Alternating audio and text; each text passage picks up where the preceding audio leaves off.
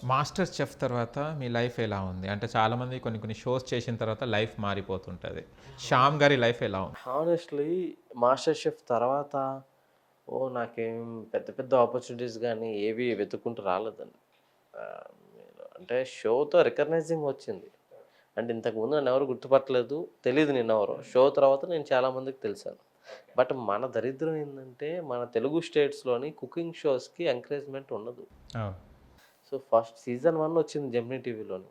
దానికి అంతగా ఎంకరేజ్‌మెంట్ లేదు. రేటింగ్‌లు తక్కువుంది. సీజన్ 2 సోనీ లివ్‌లో వచ్చింది. బట్ ఓటీటీలో వచ్చింది. యూట్యూబ్‌లో గూడా రిలీజ్ చేశారు అవును. ఫ్రీగా. బట్ ఏందంటే తెలుగు షోస్‌కి కుకింగ్ షోస్ అనేసరికి ఎందుకో అంత ఎంకరేజ్‌మెంట్ రాదు. అదే. అదే. సో, అది చెప్తున్నాను కదా! ఇండస్ట్రీ పరంగా మాకు మళ్ళీ పిలిచి వేరే షో చేద్దామని గూడా అవేం రాలేదు. సో, నేనేందంటే నన్ను గుర్తుపట్టిన ఒక 10,000 మంది ఫాలోవర్స్ నాకు ఇన్‌స్టాలో ఉన్నారు కదా! వాళ్ళకి నా రెసిపీస్ కావాలి. వాళ్ళు నన్ను రెసిపీస్ అడుగుతున్నారు. సో, వాళ్ళ గురించి నేను ఒక ఛానెల్ స్టార్ట్ చేశాను. ఓకే. ఆ ఛానలే భోజన్ భోజనం మందిర్. మందే. హ్మ్. ఓకే. కానీ సెటప్ మాత్రం అవన్నీ చాలా బాగున్నాయి. ఎనకాల సెటప్ గానియండి థాంక్ అవన్నీ చాలా బాగుంది. Thank you. అసలు ఐడియా ఎలా వచ్చింది? మళ్ళీ ఆ తర్వాత అంటే దాదాపు మనము చెఫ్ తర్వాత మాస్టర్ చెఫ్ తర్వాత మనం పెద్ద పెద్ద రెస్టారెంట్స్ గానీ, హోటల్స్ గానీ చూసుకొని ఒక పెద్ద స్థాయిలో మనం చూసుకుంటాం. అలా మీరేం ట్రై చేయడం గానీ, కాల్స్ ఏమైనా రాలేదా? లేదు. నేను యాక్చువల్లీ హైదరాబాద్ వచ్చింది జాబ్ పని మీద వచ్చా. ఒక పెద్ద రెస్టారెంట్ సో కాల్డ్ నేమ్ చెప్పను.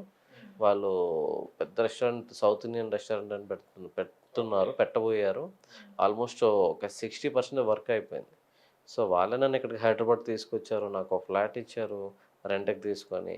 ఎవ్రీ మంత్ 80,000 సాలరీకి అగ్రీమెంట్ కూడా రాసుకుందాం అనుకున్నాం. How super. కొంత అడ్వాన్స్ ఇచ్చి తీసుకొచ్చారు నన్ను. 2 మంత్స్ వర్క్ చేశాను. బట్ వాళ్ళకేదో ఫైనాన్షియల్ ప్రాబ్లమ్ వేరే లీగల్ ప్రాబ్లమ్ వల్ల అది ఆపేసారు. ప్రాజెక్ట్ సగంలో ఆగిపోయింది. తర్వాత నాకు 2 మంత్స్ సాలరీ రాలేదు. ఈలోపు ఏమవుతుంది నేనేం చేయాలో తెలీదు. ఫ్యామిలీతో హైదరాబాద్ వచ్చాను. ఎట్లా వేరే రెస్టారెంట్‌కెళ్తూ మనం వెళ్ళేటప్పుడు ఎట్లా ఉంటదంటే కొటేషన్ తగ్గిపోద్ది. మనం అడిగిన సాలరీ రాదు. అవును. నేను మాస్టర్ షెఫ్ అన్నా రాదు, ఏమైనా రాదు. మనం వెళ్లి వాళ్ళ దగ్గరికెళ్లి అడిగితే. వాడు పిలిస్తే మనం ఎంత అడిగితే అంత ఇవ్వడానికి రెడీ అవుతాడు. ఎందుకంటే వాళ్ళ రిక్వైర్మెంట్. మనం కోరింది వెళ్లి అడిగేటప్పటికి అరే! అది షోస్ కదా! ఇది కమర్షియల్స్. రియాలిటీ ఇది. ఇది రియాలిటీ. మీరిక్కడ హ్యాండిల్ చేయగలుగుతారా?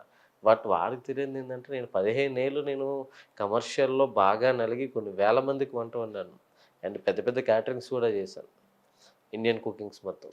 బట్ వాళ్ళకి మనం చూపెట్టుకున్న షో చాలా పెద్దది. అవును. బట్ ఈ కమర్షియల్ రెస్టారెంట్స్‌కి అంటే వాళ్ళకి గెస్ట్ కింద రావడానికో, ప్రమోట్ చేయడానికో షో పనికొస్తది తప్ప, అక్కడ కుక్ చేసి ఇస్తామని డౌట్ ఉంటుంది. ఓకే. చేస్తాడో చేయడో చేస్తాడో అన్నట్టు. చేయడో. ఓకే. సో, ఇలా నేను చాలా రెస్టారెంట్‌లకి అడిగి నాకు వైజాగ్‌లో 10 ఇయర్స్ బ్యాక్ వచ్చే సాలరీ ఇప్పుడు ఇస్తా అంటే నేను అవును. హైదరాబాద్‌లో పోయి. నిజం. అవును. సో, అందుకని ఇంకా జాబ్ పైన ఇంట్రెస్ట్ పోయి అయితే బిజినెస్ పెట్టాలి. బిజినెస్ పెట్టాలంటే బోలెడు డబ్బులుండాలి. ఇప్పుడు డబ్బులు మన దగ్గర లేవు. ఓకే. ఇంకేం జేయొచ్చు. సరే నాకు కొంతమంది ఫాలోవర్స్ వచ్చారు. కామెంట్లు పెడుతున్నారు. రెసిపీస్ కావాలి, రెసిపీస్ కావాలి. సో, ఎందుకు స్టార్ట్ చేయకూడదు? అని అట్లా స్టార్ట్ చేసిన ఆలోచన భోజన్ మందిర్. ఓకే. దీంట్లో నాకు అర్థమైంది భోజన్ మందిర్‌లో వ్యూస్ అండ్ సబ్‌స్క్రైబర్స్‌కి మనకు కావాల్సిన రెసిపీస్‌తో పాటు మనకు గూడా ఇన్‌కమ్ జనరేట్ అవుతది కదా! అర్థమైంది. అనే థాట్ తోటి ఇంక ఇదే నా బ్రెడ్ అండ్ బటర్ అనుకుని దీన్నే చేస్తా. ఓకే. కానీ భోజనం మందిరిది కూడా లుక్ మాత్రం చాలా బాగుంది. మీ బ్యాక్‌గ్రౌండ్ గాని, అసలు ఎక్కడనో ఏదో ప్లేస్‌లో ఉన్నట్టు ఉంటది. స్టూడియోలో ఉన్నట్టు ఉండదసలు. ఏదో ప్లేస్‌లో సెటప్ చేశారు. అంటే మనం ఈటీవీ అవును. అభిరుచులు గాని అలాంటివి చూస్తుంటాం కదా! అవును. కుకింగ్ అవును. షోస్ కొన్ని అవును. చూస్తుంటాం కదా! అలాగనే అనుకున్నాను నేను దాదాపు. సో, నేనేందంటే ఒక యూట్యూబ్ ఛానెల్‌లో వ్లాగ్ కాకుండా ఒక షో ప్యాటర్న్‌లో తీసుకెళ్దామనండి. అంటే సెలబ్రిటీస్‌ని పిలిచి, వాళ్ళతో మాట్లాడిస్తూ, వాళ్ళకి ఇప్పుడు ఎంతమందికి చాలామంది సెలబ్రిటీస్‌కి వాళ్ళు కుక్ చేయడం అంటే వాళ్ళకిష్టం. అవును. బట్ వాళ్ళకి టైం దొరకదు. అవును. వాళ్ళ హడావిడిలో బిజీగా ప్రొడక్షన్ ఫుడ్డో, లేదంటే ఇంటి నుంచి క్యారేజ్ ఫుడ్డో. బట్ వాళ్ళకి టైం దొరికితే ప్రశాంతంగా కూర్చొని ఇంట్లో కుక్ చేస్తా ఉంటారు. అవును. సో, వాళ్ళు కుక్ చేసే తీరు ఎట్లా ఉంటది? వాళ్ళకేమి ఇష్టం? వాళ్ళకి ఇష్టమైన వ్యక్తులు కుక్ చేసి పెడితే ఏం పెడతారో అవన్నీ షేర్ చేసుకోవడానికి భోజన్ మందిర్ ఒక ప్లాట్‌ఫార్మ్ కావాలి. వాళ్ళతో చిట్ చాట్ చేస్తూ, కుకింగ్ చేయిస్తూ, మాట్లాడుతూ రెసిపీస్ చేయించాలన్నది నా డ్రీమ్. అచ్చా! ఓకే. సెలబ్రిటీస్‌తోని ఫస్ట్ మీ భోజనం మందిలో వచ్చిన సెలబ్రిటీ ఎవరు? నా భోజన్ మందిర్‌లో ఫస్ట్ సెలబ్రిటీ అంటే రోటీ అవును. కపడా రొమాన్స్ హీరో యెస్. సుప్రజ్ వచ్చారు. అచ్చా! నెక్స్ట్ మన మహేష్ విట్ట. ఓహ్! నెక్స్ట్ మన మ్యాడ్ మమ్మీ ఆవిడొచ్చారు. సునీతమ్మ. ఓకే. సునీత గారు, సునీత మనోహర్ గారు ఆవిడ కూడా వచ్చారు. ప్రస్తుతానికైతే ముగ్గురొచ్చారు. ఓకే. దరిద్రం ఏందంటేనండి మనం ఉన్నది చాలా చిన్న ప్లేస్లో ఉన్నాం. భోజన మందిర్ అనేది చిన్న మొక్క అది. హ్మ్. దాన్ని పెంచడానికి సెలబ్రిటీస్‌ని తీసుకొచ్చే కాన్సెప్ట్ అయితే బాగుంది గానీ, ఈ రోజుల్లో ఏ సెలబ్రిటీ కూడా కొంతమంది డబ్బులిస్తే గాని రావటం లేదు. ఇది మాత్రం నిజమండి. వాస్తవం ఇది. డబ్బులిస్తే గాని రావటం లేదు. పేమెంట్ ఎంత అడుగుతారు. కానీ ఓకే. వాళ్ళు కష్టపడుతున్నారు. వాళ్ళ ఫేమ్‌ని ఈజీగా పెట్టకూడదు. వాళ్ళకి ఖర్చులుంటాయి. బోలెడంత మెయింటెనెన్స్ ఉంటాయి. కానీ సమ్‌హౌ కొంచెం కొంతమందైనా సరే ఆలోచించి, అరే! ఎంకరేజ్ చేద్దామనే వాళ్ళొస్తే నాకు చాలా యూజ్ అవుతుంది. బావుంటుంది. కానీ ఇక్కడ మీరే కాదు, మేము కూడా చాలా ఎదుర్కొంటున్నాం. ఇంటర్వ్యూస్ అవి అన్నప్పుడు కూడా కొంతమంది డబ్బులు అడగడం ఇవన్నీ జరుగుతున్నాయి. అవును. బట్ ఎందుకో అర్థం కాదు. వాళ్ళ సరైవ్ కావాలని ఉంటుంది. బట్ కొంచెం అండర్స్టాండింగ్ చేసుకొని సపోర్ట్ చేస్తే బాగుంటుంది అనేది అభిప్రాయం. ఒక దగ్గర వస్తుంది, ఒక దగ్గర రాదు. అలా సపోర్ట్ అంటే ఇది కూడా ఏందంటే ప్రొఫైల్ చూడండి. ప్రొఫైల్ చూసి మీరు డబ్బులు ఉన్న వాళ్ళకి డబ్బులు అడగండి పర్వాలేదు. బట్ ఎదుగుదాం అనుకున్న వాడికి డబ్బులు తీసుకోకుండా కొంచెం ఒక 1 అవర్ టైం ఇచ్చి కొంచెం మీరు సపోర్ట్ చేస్తే మిమ్మల్ని చూసి చాలామంది ఇన్స్పిరేషన్‌గా వస్తారు ముందుకి. అది వాళ్ళు చేస్తే చాలా హ్యాపీ. ఓకే. అండ్ ఇంకో విషయం, మీరు ఇంకా కుకింగ్ స్టార్ట్ చేయకముందు మన వరుణ్ తేజ్ గారు మీరు అసలు తెలియకుండానే మీట్ అయ్యారట. వానికి పార్సల్ కట్టించారట. ఏంటిదా స్టోరీ? ఏంది వైజాగ్‌లో నేను ఒక రాజుగారి వంటిల్లు అని చెప్పేసి, రాజూస్ కిచెన్ అని చెప్పి సీతందార్‌లోని చైనీస్ మాస్టర్ కింద చేస్తున్నా. చాలా బిజీగా ఉంటాను. సత్యానంద్ గారు నాకు రెగ్యులర్ కస్టమర్. ఆఫ్టర్ 6 ఇప్పుడు ఆఫ్టర్ 7, 8కి వస్తూ ఉంటారు. వచ్చి వాళ్ళకి కావాల్సిన స్టార్టర్స్ అన్నీ తీసుకుంటారు. ఫుడ్ తీసుకెళ్తారు. అట్లా సత్యానంద్ గారికి నేనంటే బాగా పరిచయం ఉంది. నేనంటే మంచి ఇష్టం ఉంది ఫుడ్‌లో. "అరే శ్యామ్ ఓయ్ చెయ్యవయ్య" అనేది అంత క్లోజ్ ఉండేది. ఆ తర్వాత సడన్‌గా ఆయన అట్లా ఒక పర్సన్ తీసుకొచ్చారు. ఆయనకేమో నాకు పరిచయం, "హే బాబు నాకొక నీ పేరేంటని అడిగాను. నా పేరు శ్యామ్ అని.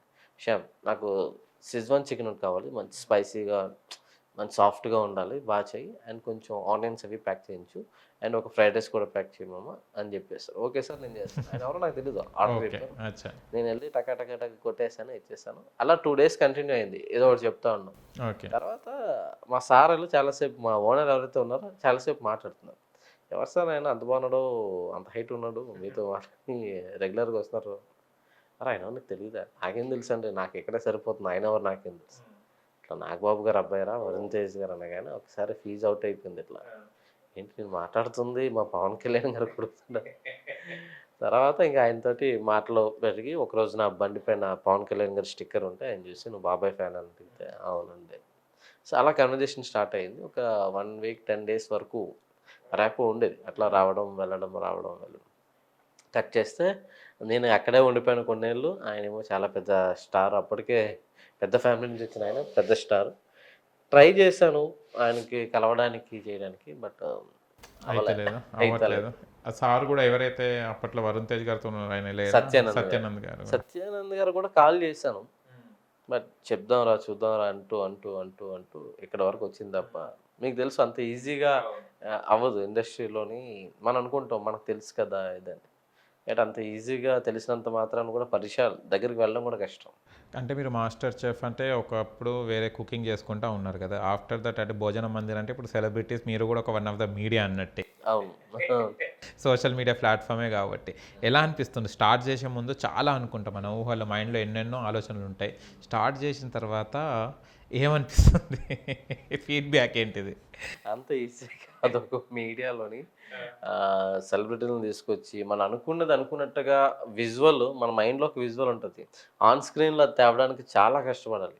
మనతో పాటు డైరెక్టర్లు, డీఓపీస్, ఎడిటర్స్, కంటెంట్ రైటర్స్ మొత్తం అందరూ కూడా చాలా కష్టపడాలి. అంత కష్టపడిన తర్వాత క్లయింట్ కూడా మనకు సపోర్ట్ చేయాలి. గెస్ట్ ఎవరైతే వస్తున్నారో సెలబ్రిటీ వాళ్ళు కూడా మనకు సపోర్ట్ చేయకపోతే అనుకున్న అవుట్‌పుట్ రాదు. But end of the day మజా వస్తది. ఎంత కష్టపడినా లాస్ట్‌కి అరే! అది చిన్న స్క్రీన్ అవ్వచ్చు, యూట్యూబే అవ్వచ్చు. బట్ వేరే వాళ్ళ ఫోన్‌లోనో, వేరే వాళ్ళ టీవీలోనో, ల్యాప్‌టాప్‌లో మనం కనిపిస్తున్నాం అనేసరికి ఆ ఫీలే వేరుంటది.